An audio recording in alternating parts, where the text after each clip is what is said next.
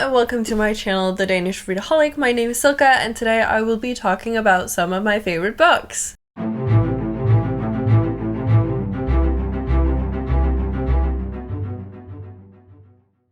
I noticed that it's been a while since I've had a talk about some of my all-time favorite books, and some of the books have changed. I believe that one of the books that were on my list back then have actually been removed from that list again, but I have 7 books here that I want to talk about, so I think we should just, get going. So the first book that I have, The Land of Stories by Chris Colfer. When I show this book, it is more so like the entire realm of Land of Stories, so that also includes Tale of Magic, but everything that is written in this universe, I am just in love with it.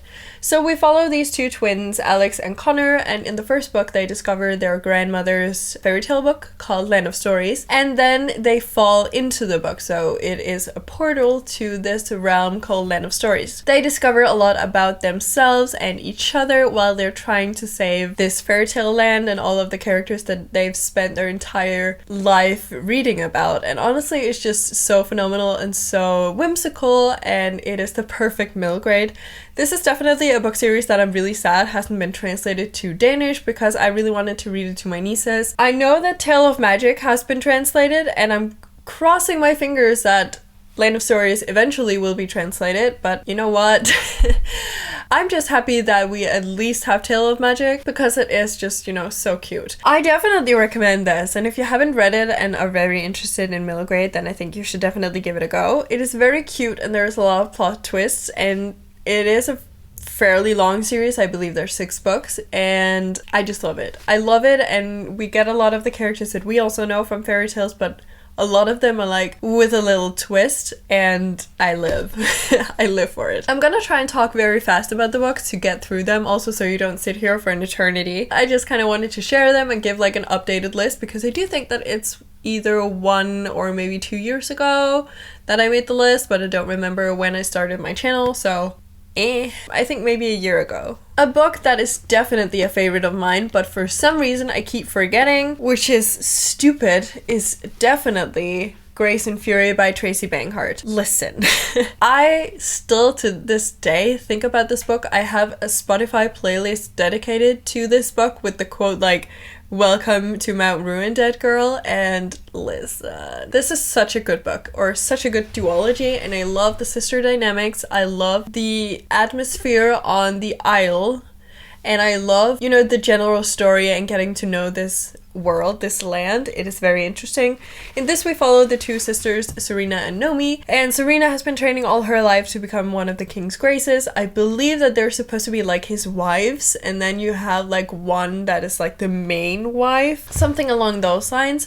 But basically we have the graces, and Serena has been has trained to become a grace, whereas Nomi has always been rather rebellious and kind of against the rules and everything, and especially in this world where women are not really allowed to do anything. You can't read, you can't, do anything, you're just kind of there. And then through a turn of events, Nomi is actually the one picked to be a grace, and Serena ends up on a prison island. That is all I'm gonna say.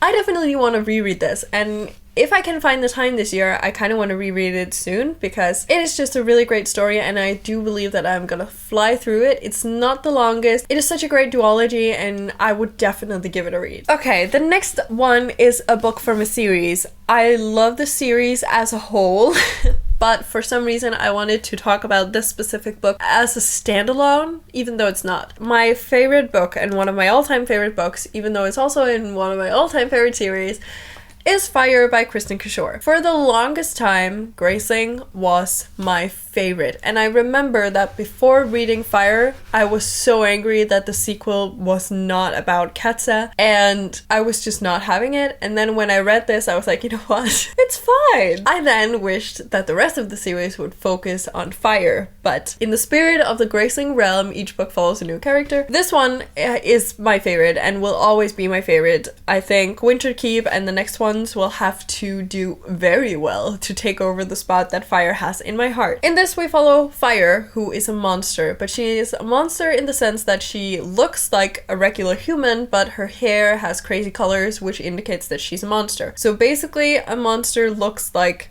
for example, a regular cat, but then it's purple, so on and so forth. These monsters are apparently very intriguing to other people, which often leads to her being, I don't want to say assaulted, but a lot of people are like taken in by her beauty, and then it turns them to do crazy things even though they don't want to. I don't remember much, to be honest, because it's been a while since I read it, so I'm sorry if my summary isn't the most accurate, but basically, you know, I would recommend the entirety of this series because it is just phenomenal. Next up, we have These Violent Delights by Chloe Gong. This comes as no secret, I believe, that I love this book.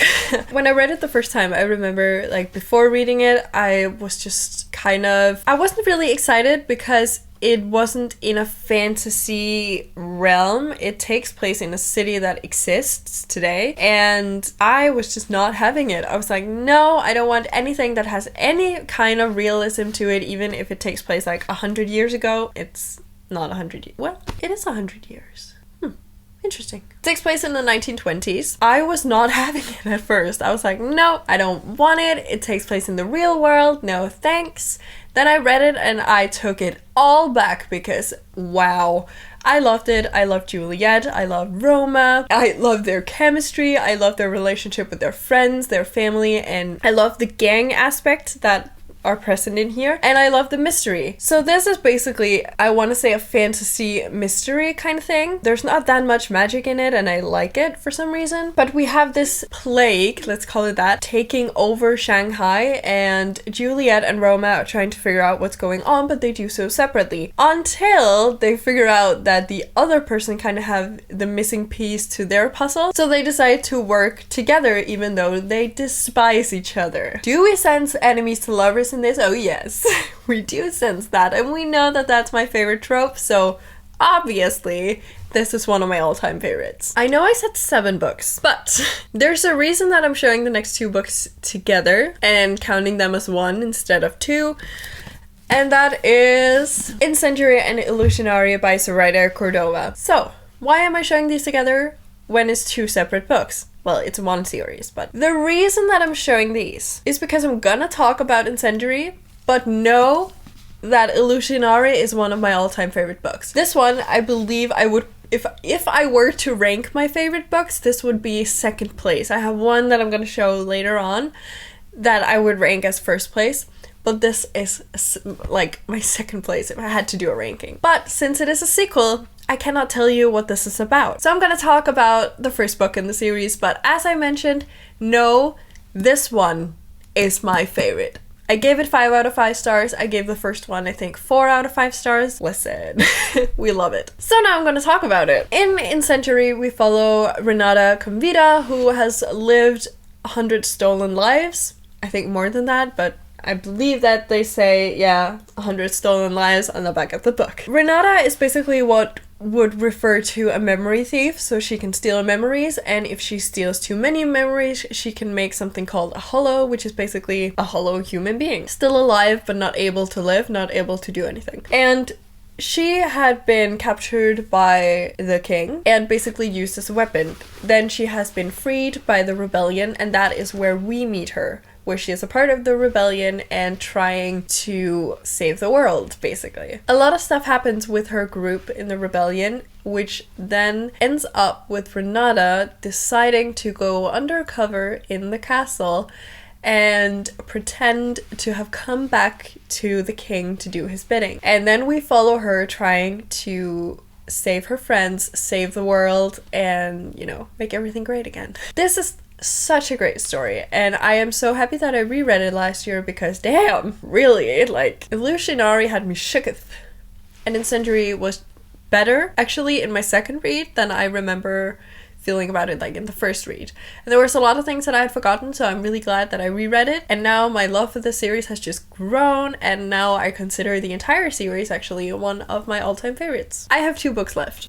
The Raven and the Dove by Caitlin Davis. This is probably, I don't want to say a guilty pleasure, but a little bit, because there's a lot of things that I also don't like about this series, but whenever I have finished one of the books in the series, I'm just left with a feeling that I want to be there, I want to have the wings, I want to be a part of it. I have a soft spot for all of the characters, and I'm just excited to follow along on their journey, and I know that the final book will be released this year, and I am so excited, like so excited. I believe I check every other day if I can pre-order, not that I'm allowed to, but then I'll add it to my list of books, and then I just, you know, will pre-order when I can. This is just so great. So basically we follow Liana, Rafe, Cassie, and Sander in this realm with floating islands, and everyone is basically a bird. In the sense that they look human, like they do here, but have gigantic wings, and listen, I want that. And also their personality is also kind of based on what kind of bird they are. So for example, all the owls are very wise and very smart, and the ravens are considered to be very mysterious and kind of evil. So there is also a lot about that, and a lot of things to this book that I just love. And then there is the aspect of magic, and magic is basically forbidden in this realm, and if you're caught with magic, you will have cut your, like, some places they will cut your wings off and throw you off these floating islands, and there are some other places where they did something more humane, but you would basically be put to death. We follow two main characters. Well, technically there's 4 main characters, but I feel like the story centers around Liana and Rafe, who both have magic. I love it. I love these characters, and I am so excited to see where it goes. I'm currently at book 3. Like, I'm gonna start book 3 soon, and I'm just so excited. Now, I mentioned that there was a book that would be a definite, like, top spot, like my #1 favorite book. This is that book.